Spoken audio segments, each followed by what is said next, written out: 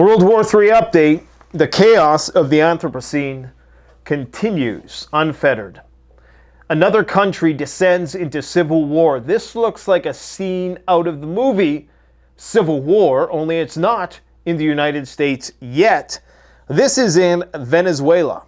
And today in the streets of Caracas, there are gunshots ringing out on every other corner as the country descends into civil war, as many people within that country are contesting the election results. Essentially, the gist of it is you have your Western-backed leader who the transnational corporations are hoping can get into power so that they can go in there and exploit all the resource wealth of Venezuela, which is one of the most resource-rich countries on earth on the cheap, including oil.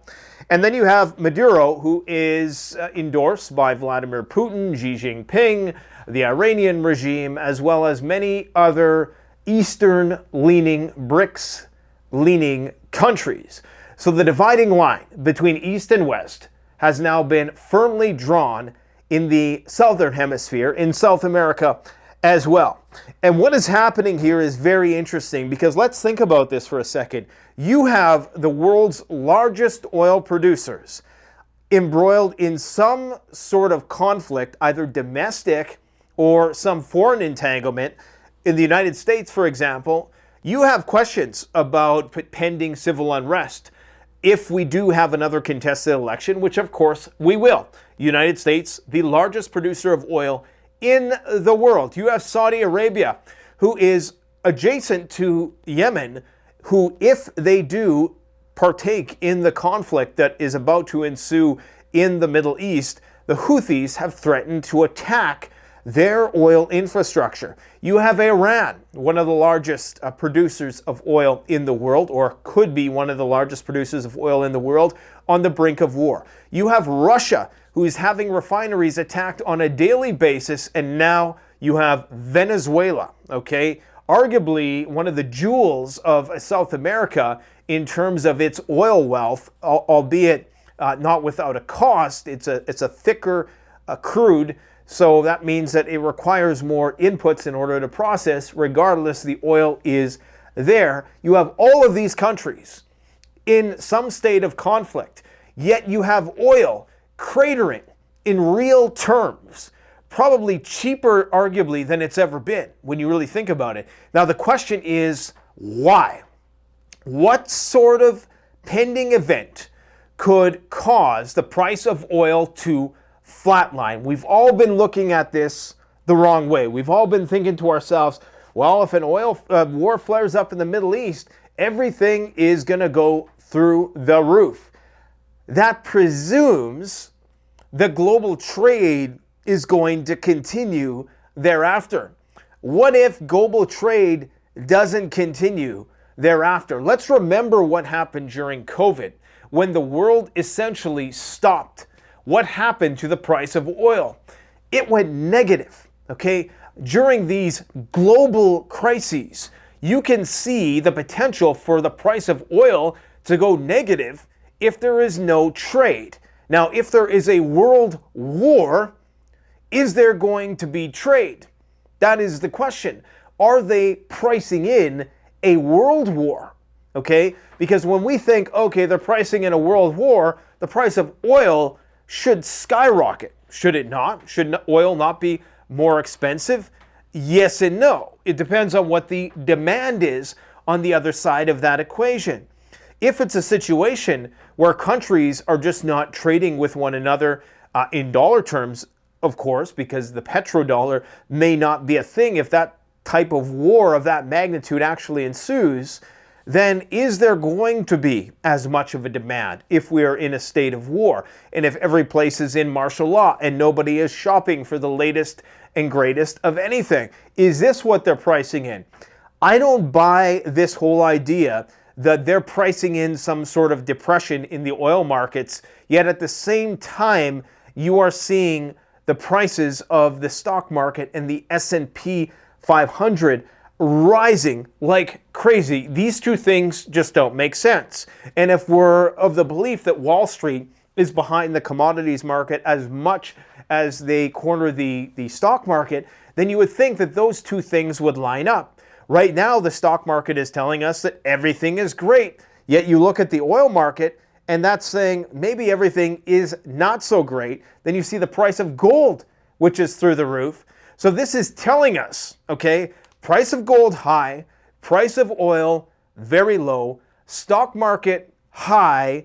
To me, if you were expecting some sort of depression, okay, you would expect that those stock market valuations would be low, barring a market melt-up, which would be, hyperinflationary, right?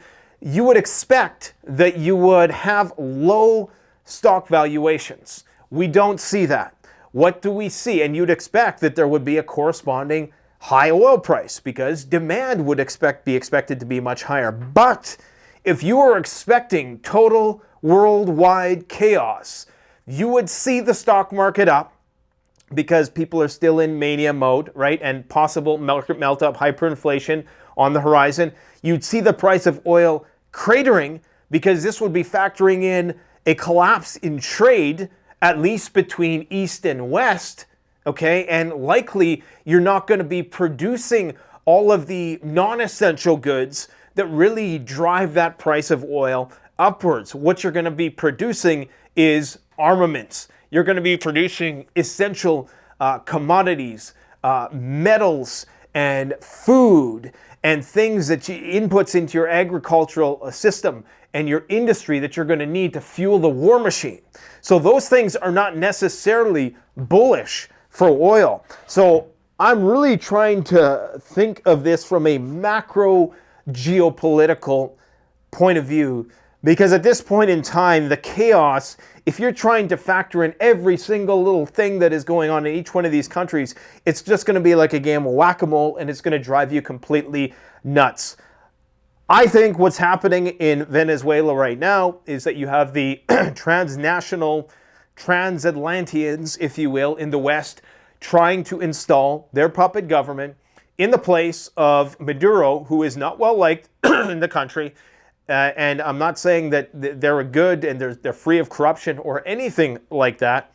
All I'm saying is that you have the gangster running the country who is trying to fight off the even bigger international monetary fund gangsters who are trying to get that country in lockdown due to its resource wealth. And the people there are upset because, of course, with sanctions being imposed on Venezuela, making it very difficult for that country to mature economically relative to other countries and its competitor countries. And I mean, Argentina is really no different in this respect. So to have that guy Milei, chastising Maduro on social media for his country descending into total chaos, I mean, he's one to talk, right? Granted, he is now the wonder boy of South America, but anyways, in order to really understand what's happening here, I think what is happening is we are heading into a world war. That's the only rational explanation there is for the price of oil being so low, despite an impending conflict in the Middle East. And that is exactly what is about to happen. Now, however, the plans have been somewhat postponed because Israel is descending into a chaos of its own. Israel has all sorts of domestic political issues. Everybody there is fighting about something, okay? It is just, for them to try to wage a war on 7 fronts when they can't get their own house in order. I don't want to say the word because the video will be flagged, but it's an exercise in self-deletion. Right now, you have right-wing mobs attempting to overthrow military bases, okay? Not because they want to stop the war, okay? Not because they want to, call for a ceasefire and bring in a peace deal. No.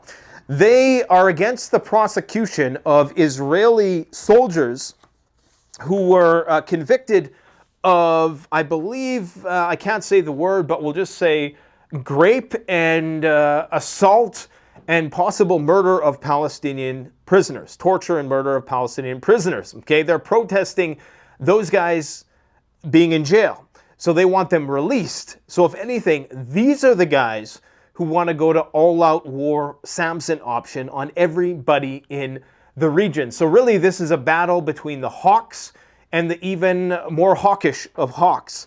So all this is a temporary speed bump, and what this does actually, it allows the United States to continue to vacate its civilian population, as well as all of the NATO countries that are calling for the evacuation of Lebanon. The United States has still stopped short of declaring a level 4 travel advisory, which is interesting, because they're still calling it a level 3 reconsider travel. Now, I was talking to a friend about this, and they suspect that the reason why they're doing this, well, I mean, I suspected that it's because they don't want to signal to Hezbollah that war is imminent, because if they do that, then basically that's the United States capitulating to the demands of the Israelis.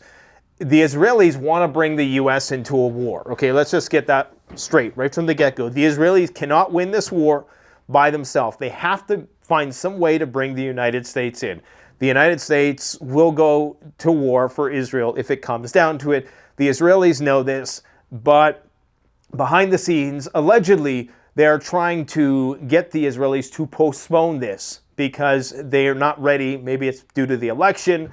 Whatever the case, they don't want it to happen yet. So they want the Israeli response to the attack in the occupied Golan Heights against Syrians who don't identify Israelis, and the Lebanese who contest it as being a hit by an IDF interceptor. So, I mean, it's confusing. So if you take the Lebanese point of view, what happened was an IDF interceptor hit an occupied part of the Golan Heights, hit Syrians, not Israelis. Okay, in fact, there's video footage showing a high-ranking Israeli official being rejected from the region because they don't even like the Israelis in that region.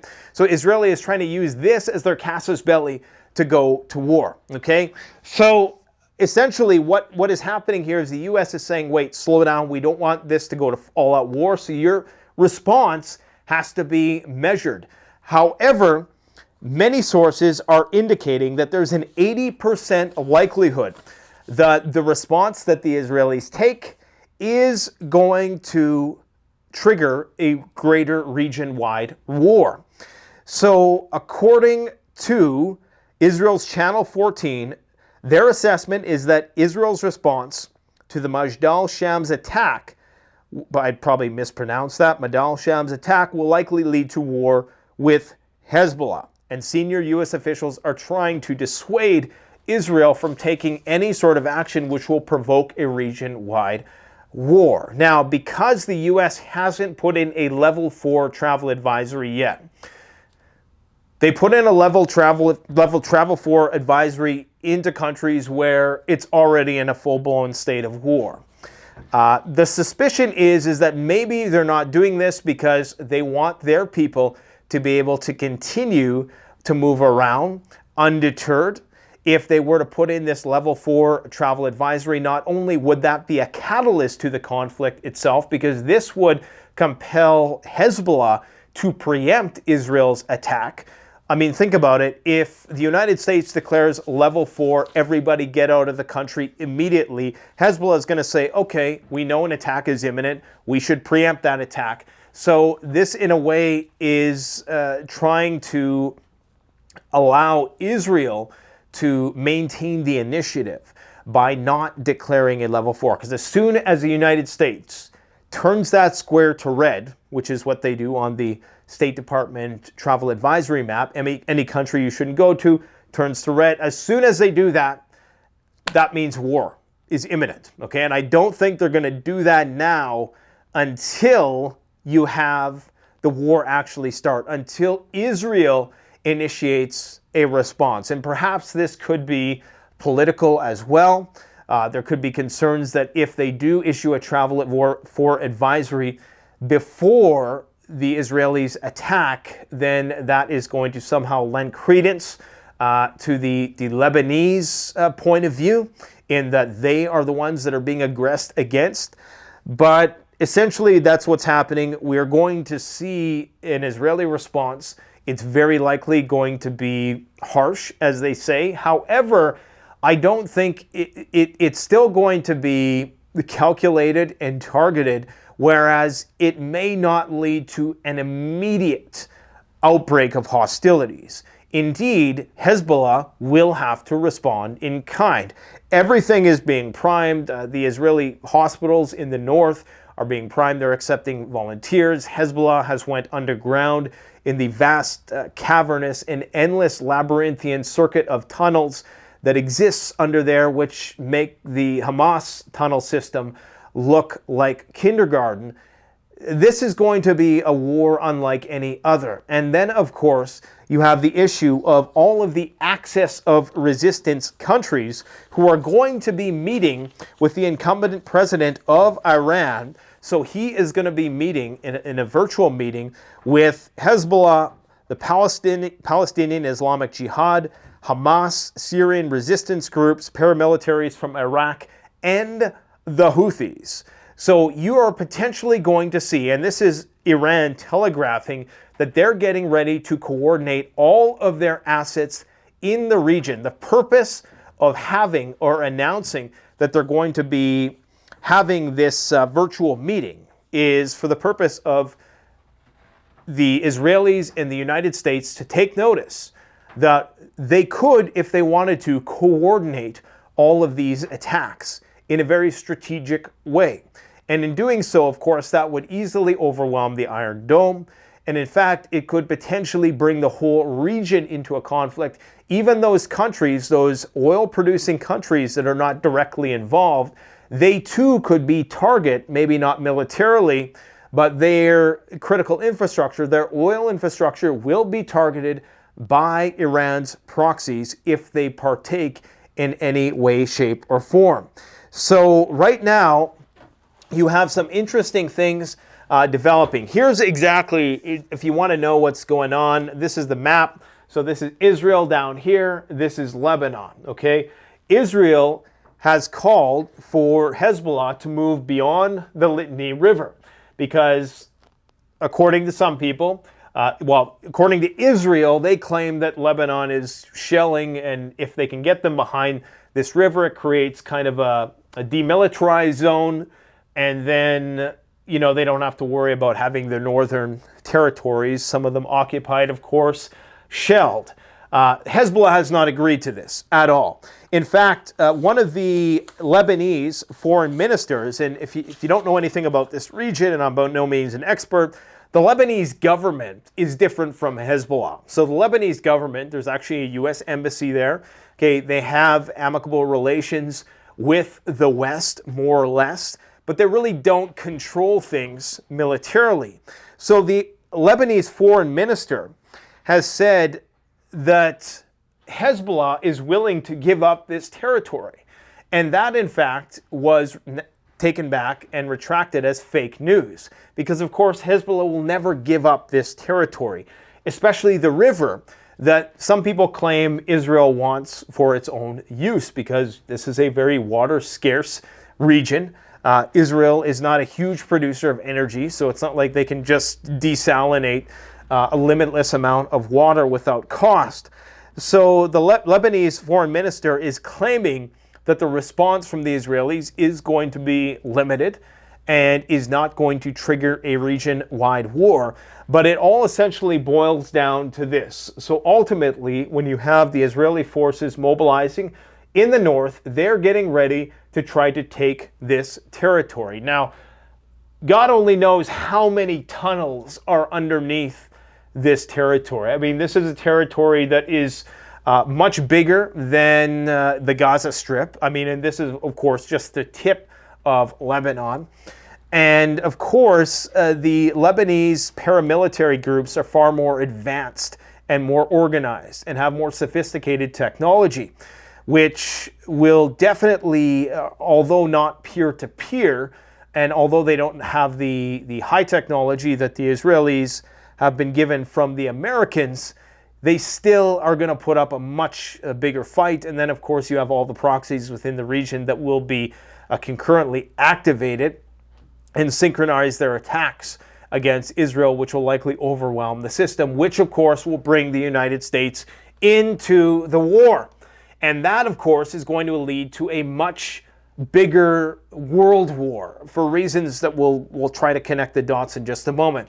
So right now, the U.S. has warships in the region. They have the WASP amphibious ready group, which is stationed in the Mediterranean. I don't have that one in a picture here, but essentially what an amphibious group is, it consists of, I think, 5,000 Marines. So that's 5,000 troops who are ready to help on the ground if need be. In addition to that, they have the Theodore Roosevelt and the Strike Carrier Group 9, I believe it's referred to as, in the Persian Gulf. Okay, and so this is Iran. This is where the U.S. military with their Strike Carrier Group 9 is currently located.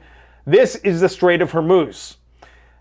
People always are talking about, well, the Strait of Hormuz could potentially be closed in the case of a conflict, which would restrict global oil supply and trading by about 20%. This is expected to increase the price of oil immensely, far more than just 20%. But the question is, if the rest of the world is in flames and, China goes after Taiwan and Russia goes further and something breaks out in the Baltics for reasons we're going to get into in just a moment, and these wars flare up all around the world and global trade grinds to a halt, well, a lot of this oil, I believe, is being used, and I say believe because it just makes sense. A lot of the oil is being used to produce goods that are really vanity purchases. These are things that the West has come to enjoy in times of decadence, but in a shitty economy where there's martial law and there's a world war, ain't nobody gonna be doing that sort of discretionary spending. There's not gonna be disposable income. So yes, in some ways, the people who say, well, oil price is low because they're expecting a depression, it's true, but why are they expecting a depression? Well, it's because there's going to be a world war and nobody's going to be trading with each other. Just a theory for your consideration. I'm going to be honest, I just thought about that at the time of making this video. So sometimes I think I just do these videos to help organize my thoughts, because it's not until I really do the presentations that it really starts to all make sense to me. So this is, I believe she is the Lebanese embassy representative or something. What is her title here? U.S. Embassy, I don't know. She's just some spokesperson for the U.S. Embassy. Basically, she's saying here that if you don't leave the U.S. or the Lebanon now, or if you can't avoid it, you potentially will be stuck there for 6 months or more. And you will be stuck there for an indefinite period of time. But you should be prepared to shelter in place. This is a very strange sort of message which seeks to be somewhat reassuring. And she's got a lot of pearls on her neck. That is kind of a strange getup, isn't it? Anyways, it's about to go down. And now the UK is positioning their warships there as well, under the guise of evacuating their citizens. So this is a new interesting twist. I always say there are no military exercises, only World War III disguises. Well, now we're getting into the realm of we're just bringing our military here to evacuate people from the region. Okay, that sort of chess maneuver. In terms of what's going on in Venezuela, like I said, it's a crazy situation. This is what Trump had to say not too long ago, and this should give you a sense of what is really going on with Venezuela, okay?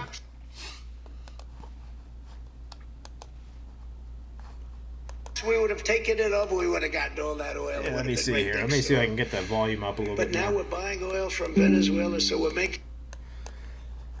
This is important. How about we're buying oil from Venezuela? When I left, Venezuela was ready to collapse. We would have taken it over. We would have gotten all that oil. It would have been right next door. But now we're buying oil from Venezuela, so we're making a dictator very rich. Can you believe this? Nobody can believe it. You know where the oil, their oil is garbage. It's horrible. The worst you can get, tar. It's like tar. And to refine it, you need special plants.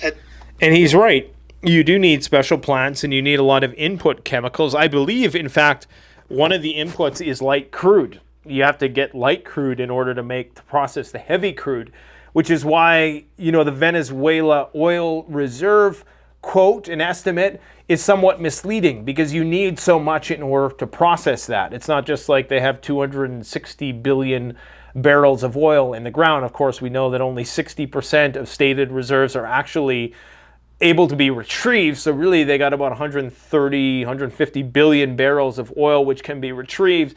And in order to process all that, it requires a lot of energy, not only to extract it, but then to process it as well. So the net return on energy invested is much lower. But essentially, he's saying that there's a lot of foreign meddling going on, and he unabashedly admits that that is happening, which is quite interesting that people are just okay with that, I guess. And it's no surprise then that the Maduro government is quite pissed. So here's what they're saying. So they are getting ready. So these three appear to be the main responsible. What is this again? This is, okay.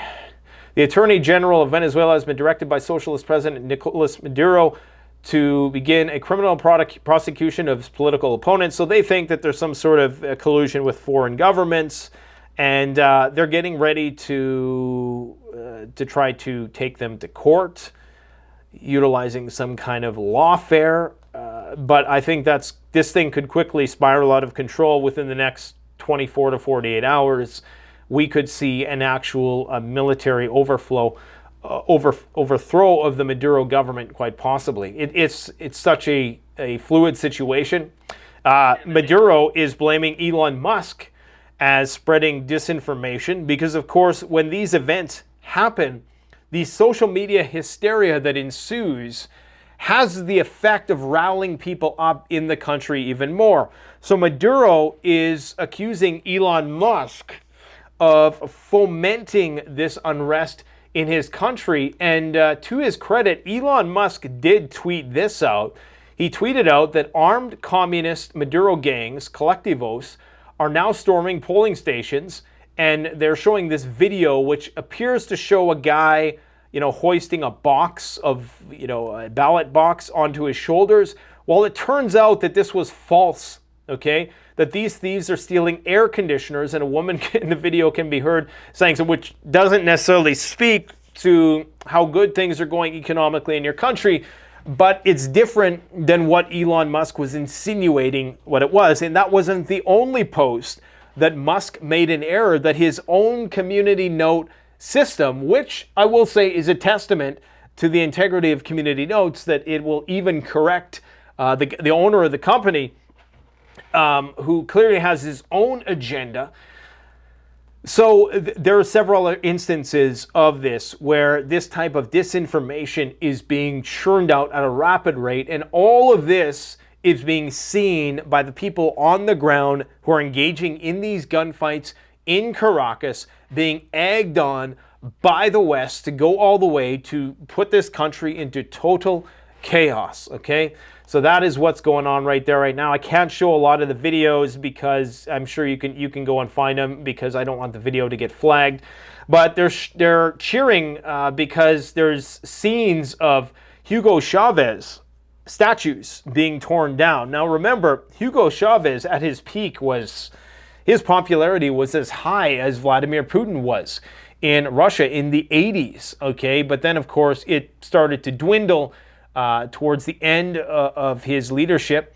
But right now they're toppling, there's several videos of them toppling Chavez statues. But remember what happened in Iraq, okay? And this is just a reminder, the toppling of Saddam and other statues, it's not without its share of chaos. And then, of course, there's the issue of if you do see Venezuela descend into chaos, then what is going to happen on the immigration front? Do you think that's going to be good for immigration? I don't think so. Now, I want to quickly, before I get into the Russia-Ukraine pending nuclear war, because it appears as though the guy who's predicted accurately the last 7 elections believes that we're going to see a Kamala Harris government. And this is a guy who predicted Trump in 2016. Remember, when not a lot of people predicted that. This is a guy who predicted Biden in 2020 when not a lot of people anticipated that. So he is predicting that there is a very high chance that Kamala Harris is going to win. And if that is the case, nuclear war is baked in Europe. Now, before I get into that, there's been a lot of shady stuff going on in Europe. We're talking about sabotage. Is this left-wing groups? Is it Islamic groups? Is it false flag attacks by the West on themselves? Is it the Russians? Is it the Chinese? Either way, Paris is under some type of coordinated attack.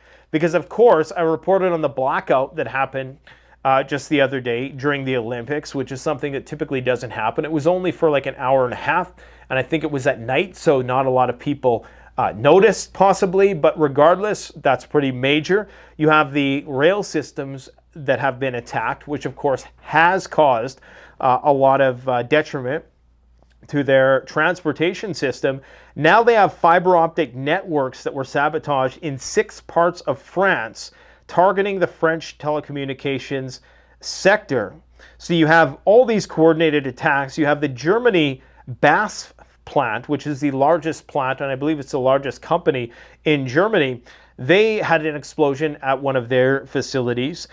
German police also announced that the railway line between Bremen and Hamburg has been sabotaged. In Finland, there were attackers who toppled a 50-meter high telecom tower. So, of course, Finland, very proximate to Russia, and with all of the mobilization of force inside Finland, the preparation to accept U.S. nuclear weapons and yada, yada, yada, you know, obviously the Russians have a vested interest in sowing some kind of chaos in that region as well. So we're seeing lots of these acts of sabotage start to ensue. So are we starting to see the waking up of sleeper cells? And how long before we start to see this unfold in the United States is the question. Now, right now, what is happening, people are thinking that things are quite quiet in Ukraine. Right now, the Ukrainian lines are collapsing. The Russians are about to advance into a region that the Ukrainians obviously occupy,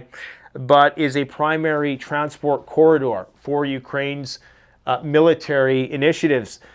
And once they do that, we could see a very rapid collapse of, I'm not going to get into the details of this, and quite frankly, as a generalist, I don't tend to focus on the tactical minutia, but essentially, Ukraine is on the back foot. A lot of people have not looked at the Black Sea lately because since that alleged shoot down of a NATO drone, and this is why you have to watch all of my videos because I can't constantly possibly reiterate every little thing, otherwise we'll never get through this within an hour. Basically, you haven't seen NATO recon planes in that region for a minute. And a lot of people are suspecting that, okay, maybe things have died down a little bit. But what you come to find is that these same reconnaissance planes, these Boeing RC-135 rivet joints, and these Northrop Grumman RQ-4B Global Hawks that were in the Black Sea, and there still is manned reconnaissance missions in the Black Sea. That's what the UK is doing now, trying to tempt the Russians into shooting them down. But you're starting to see a lot more activity near the Baltic. Now, a lot of people would say, well, this is de-escalatory.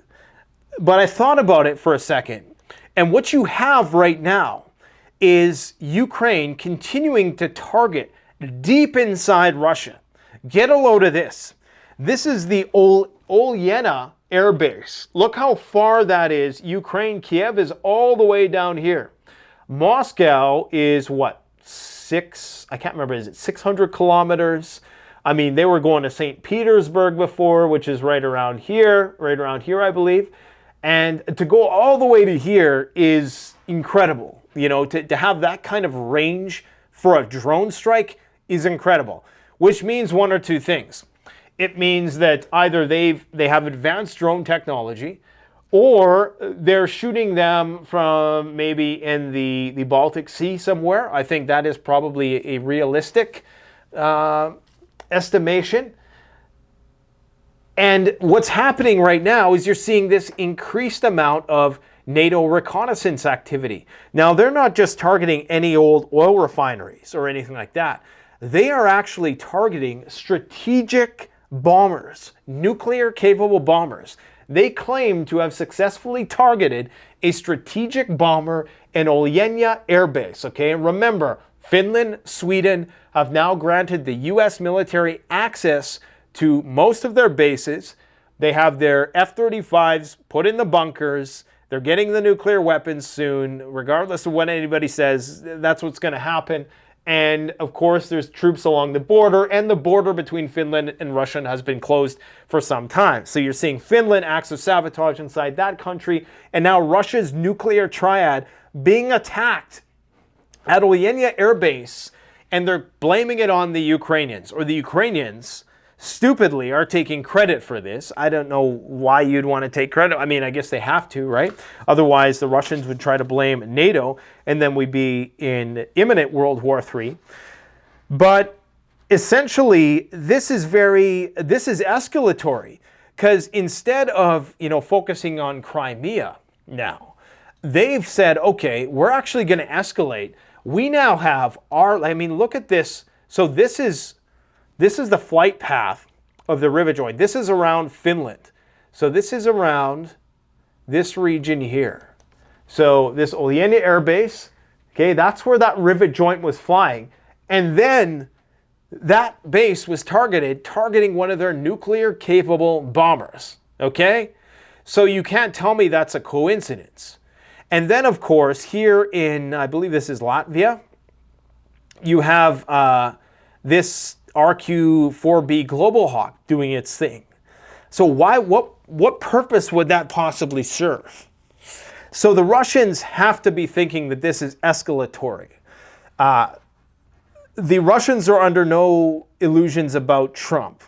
They've made that abundantly clear that they think that Trump is going to be no different than Biden when it comes to trying to broker some sort of peace deal. Because essentially what's going to happen is Trump is going to say, okay, you guys Ukraine, you're going to give up Crimea, and Russia is going to try to, in this, I don't know how they're going to do this. Maybe they're going to say, okay, the rest of Ukraine can go into NATO. Either way, Russia is not going to give up its annexed territories, and Ukraine is not going to accept that. So what that means is escalation. And I think if Kamala Harris gets in, then, it's definite escalation. The asymmetrical attacks don't end there. You also have Ukraine hacking banking systems across Russia. The banks in Russia aren't doing that great either. They got, I think it's like 18%, not interest rates. Interest rates are 18% there. I don't know what their inflation rate is, but they're aggressively trying to tackle inflation, unlike here where, we're really worried about the banks failing, so we can't do that. But these hacks have caused outages in personal offices, barred payments for public transport, interruptions to the Russian mobile and internet providers, attacked popular online messengers and the Russians' social networks, and gained access to major banks' databases. We also have a Russian embassy in Chisinau, the capital of Moldova, attacked as well today. That is this video here. It just shows smoke emanating from the building. Doesn't really provide any details. A lady there walking with her purse like it's just another day. Maybe it was firebombed. Who knows? And that's only one other front. We still have to talk about, and of course, that accounting error that was made the other day. Now the U.S. is going to be sending another $1.7 billion with a B in weapons to Ukraine. So it ain't slowing down. South Korea is warning that North Korea will do a nuclear weapons test right before or immediately after the upcoming presidential election to raise its leverage against the U.S. I told you recently that there have been reports of earthquakes around sites in North Korea known to be doing underground nuclear testing, so it's inconclusive as to whether or not that's what they're doing, and the West isn't drawing a whole lot of attention to it, probably because they don't want to spook the markets. But according to a South Korean defense minister, we cannot rule out the possibility that the decisive moment, being right before or after the U.S. presidential election to raise the leverage against the U.S., is when the North Koreans are going to do a nuclear test. And Japan continues its talks with Washington to partake in what's called extended deterrence, i.e. the hosting of nuclear weapons, beyond a nuclear umbrella, and actually being a host of U.S. nuclear predictions. Now, the Kamala prediction, this guy named Alan Lichtman has allegedly predicted the last 7 elections ever since he started this. And he has these things called Lichtman's keys. And he says that most of these boxes have been checked. He says if 6 or more of these boxes are not checked, then the candidate will not be the victor. Okay? So he is saying that Kamala checks something like 10 of these boxes. Okay? And barring some major scandal, civil unrest, third party, RFK, something else, some other black swan, she's very likely to be elected. Now, I know you're probably saying, well, this guy is just a mainstream media shill, and you're probably right, but he did predict that Trump was going to be the president in 2016. And you can bet that nobody really believed him then. Okay, and the fact that he's predicted this since 1984 means that there were numerous Republicans that he predicted were going to be president as well throughout that period of time. So what this means is that it appears as though not only are you going to get your Middle East war, but you're also going to see a continuation of the conflict with Russia escalating to the brink. Right now, still very smoky where I'm at. This is the wildfire map. Right now, the fires have calmed down a little bit, but we are going to be having another heat dome descend upon us within about a week's time. And when that happens, of course, the fires are going to flare up once again. So we're seeing crazy, crazy temperatures around the world. Right now, the estimates are that the hottest day, we've seen the hottest day ever for the last several days or weeks in a row. So it's a thing, whether people want to admit it or not. CNN, interestingly, is reporting that Iran is using covert influence to try to undermine the Trump candidacy, and at the same time saying that the Russians are trying to pump up the Trump prospect of being president. So, some conflicting things going on here. Either way, this is what's happening. This is what we're going to see probably everywhere very soon. Just a descent into chaos. And, everybody is going to be scapegoating and pointing the blame at, pick your poison. But at the end of the day, we as preppers, we just got to ride it out. And it's just one chaotic event after another. That's my grand thesis for why oil prices are cratering right now. That's the only thing I can think, is that we're about to see another COVID-like situation or a crisis on that scale that is going to bring trade for non-essential goods to a halt. And it's going to arise from all this chaos that we see before us here. That's the only thing I can think of. Despite oilprice.com coming out today with an article that suggests that oil production has already peaked, and they give a variety of different, bearish cases for, or actually, I guess you could say bull cases for the price of oil. So it's an interesting article. I'd encourage you to go and check it out. So we should be seeing the price of oil with all of these things I've talked about go up, but I think we may be conceptualizing it in the wrong way. That's the report I have for you guys today. I'm just getting my footing back here in the studio once again, so I hope to start doing this on a more consistent basis, fine-tune everything, get the cameras all dialed in again. I hope you found something of value out of this long-winded daily update. Let me know in the comment section below if you agree with what I say, maybe you don't. I want to hear from you. Thanks for watching, guys. Take care. And if you want to support the channel, the best way, CanadianPreparedness.com to get all of your prepping items before global trade collapses. Thanks for watching, guys. Take care.